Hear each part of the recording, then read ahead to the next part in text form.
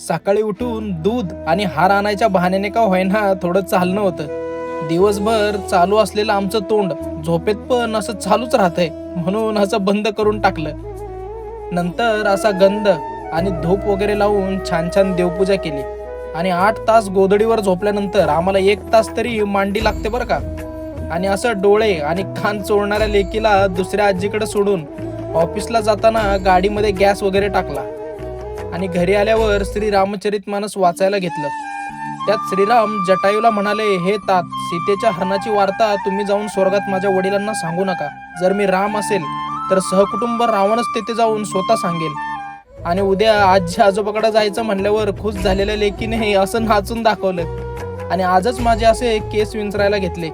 आणि तुला काय आम्ही आजी आजोबाकडे नेणार नाही म्हणल्यावर खोडीची लेक आजच अशी बॅगेत जाऊन लपून बसली.